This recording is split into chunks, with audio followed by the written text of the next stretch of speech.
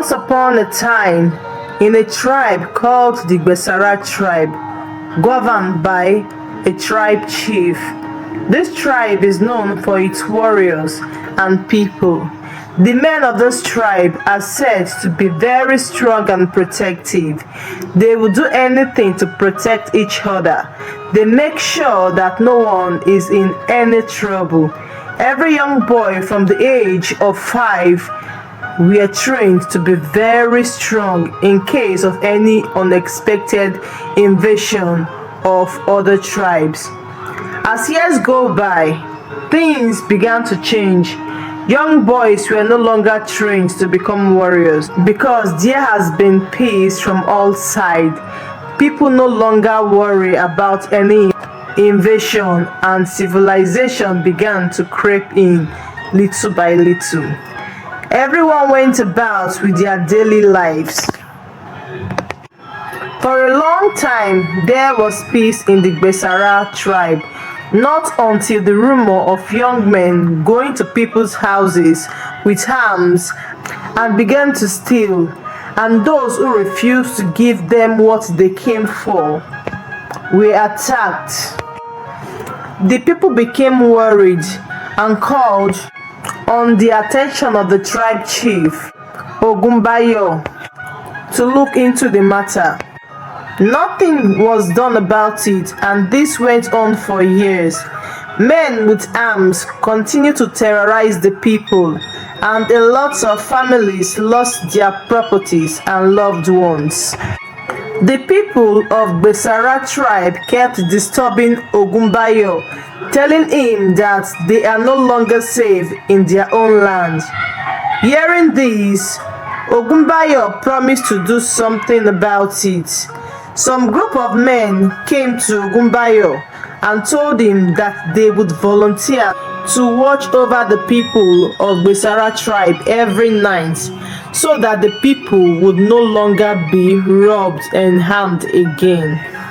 This set of men were the last warriors of the Besara tribe. They have all come of age, but are very strong and still have the skills to fight. Babatunde was made the leader of the group because he was seen as the strongest and most powerful among them. Babatunde was a fierce man. He was a no-nonsense man. He was equal to the task at hand. Babatunde has a son named Akim. They both lived together. Whenever Babatunde and his men goes out to watch the people at night, Babatunde has a power that leads him to where there is problem, and when the robbers are caught, Babatunde will behead them, sparing no one. This went on for a long time, and the robbery attack reduced drastically. One fateful day, after some criminals were caught, some of the watchmen insisted that instead of beheading them, they should be taken to Ogumbayo, who was their tribe chief, and whatever punishment they deserve should be given to them. Babatunde refused to agree with this. This issue brought division between the watchmen. One group was on the opinion that they should be beheaded, led by Babatunde, while the other group was on the opinion that they should be punished instead, led by Ajasa. Ajasa was on the opinion that they are humans and should not be treated like animals. Rather, they should be punished according to their crimes. The watchmen no longer hold meetings together. They no longer operate together. This issue was brought to the attention of Ogumbayo, the tribe chief. He then called for the watchmen and had a meeting with them. He then instructed the watchmen to bring the criminals whenever they are caught, so that they could be punished according to their crime, instead of beheading them, which was barbaric. After the visit to Ogumbayo, Babatunde had a meeting with his men and told them as far as he is concerned, whenever he catches any criminal, he would behead them, and there is nothing anyone can do about it. Not even Ogunbayo, the tribe chief, can stop him. One night, when Babatunde was about to go out for duty, he saw his son, Akin, coming into the compound. He asked Akin what was he doing out at that hour of the night. Akin told his dad, Babatunde, that he went to his friend's house and fell asleep. By the time he woke up, it was already late. He had to start coming home immediately. Babatunde warned him not to try such again. Babatunde got to his watchman post where other members were waiting for him. They watched over their tribe till dawn. By the time they decided to go back home, they heard a gunshot. That night, a group of armed men with the information they had gathered went to rob a family and demanded for all their money. The elderly man they met said he don't have any money. They shot him on the leg. They told his wife to get the money for them unless they would do the same to her. She took them to the room and handed them the money. Babatunde led his men to the direction they had the gunshot. They set ambush for the criminals. The moment they came out, they attacked the criminals. They caught 3 out of the 5 criminals. Babatunde looked at the criminals and told them this was the last time they would steal again. The criminals begged and begged, but he refused. Babatunde brought out his sword as he was about to behead the first criminal. Ajasa and his men came and stopped him. Ajasa asked him why was he going against Ogunbayo's instruction not to behead the criminals.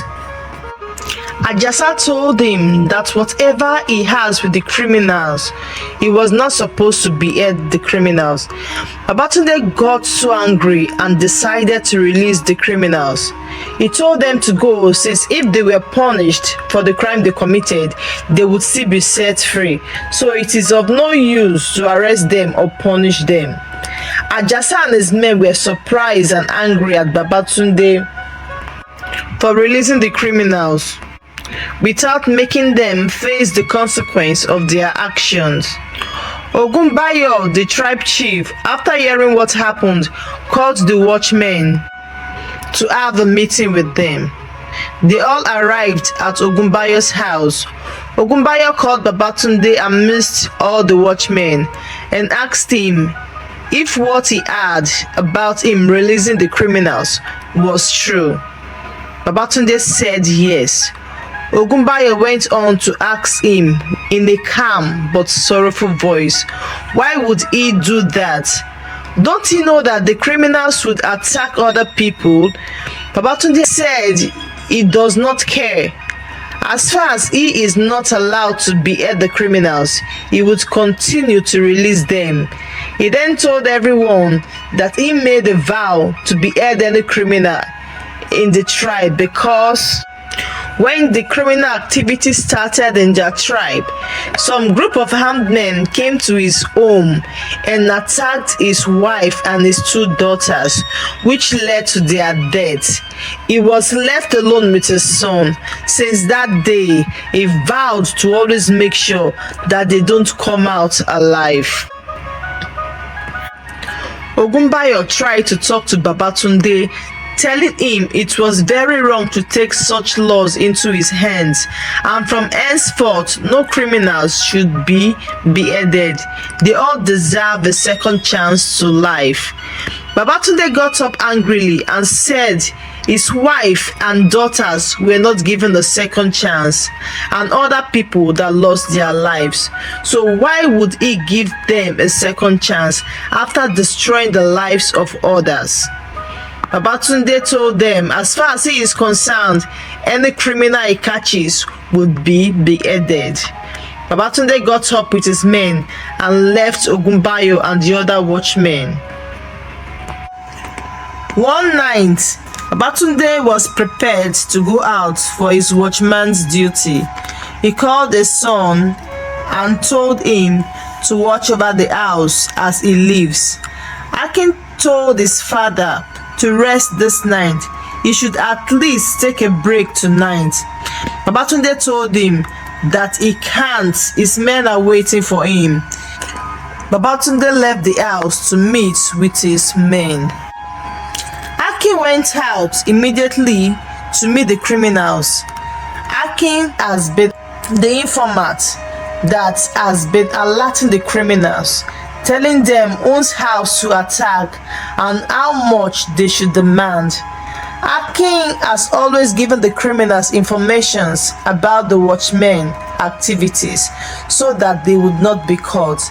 Akin has never followed them on any of their mission, but this day he decided to go with them. He pretended he needed help from their victim, and after the gate was opened, the criminals walked in and shot the person at the entrance of the house. Babatunde and his men heard the gunshots from afar. They quickly ran as fast as they could to get to the place before the criminals could escape. Ajasa and his men were not too far from the location where the gunshot was heard. They got there first and lay ambushed on the criminals. As the criminals came out of the house, Ajasa and his men captured 2 of the criminals out of the 4 of them. Akin was unlucky. He was one of the 2 criminals that was caught. Ajasa and his men were so surprised to see Akin and were disappointed. As they were about to take the 2 criminals to Ogunbayo, the tribe chief, Babatunde and his men stopped them. Babatunde told Ajasa to release the criminals to him so that he would behead them. Ajasa gladly agreed and told him he can have them. Babatunde was not aware that one of the criminals was Akin, his only son. Babatunde took his sword and beheaded the first criminal. As he was about to behead the second one, he was shocked to see that it was his son Akin. He asked Akin what was he doing here. Akin could not respond. He was so weak and was short of words. He just stayed on the ground helpless. Ajasa told him he must continue what he started. He cannot just release one and behead one. Babatunde defended Akin and told the watchmen that it was possible that Akin was used as a bait for the criminal to carry out their activities.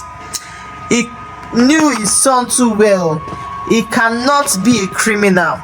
Babatunde told the watchmen, since they all agreed not to behead any criminal, he has finally agreed with them. So let them take this case to Ogunbayo, the tribe chief.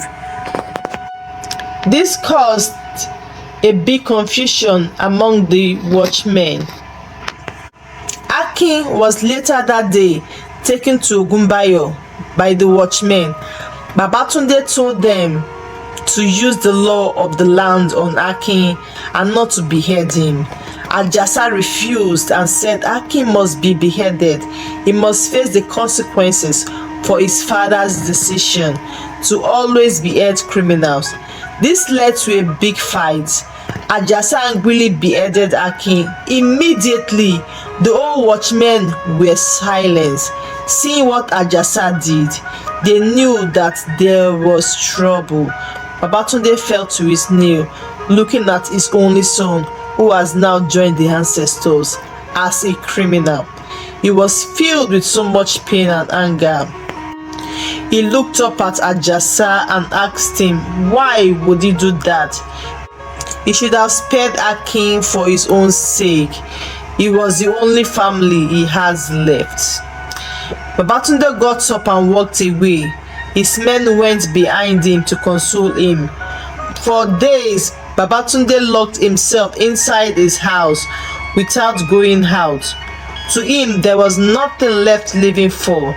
The only family he has is future has been taken away from him. He wished he had listened to Ajasa and stopped beheading criminals.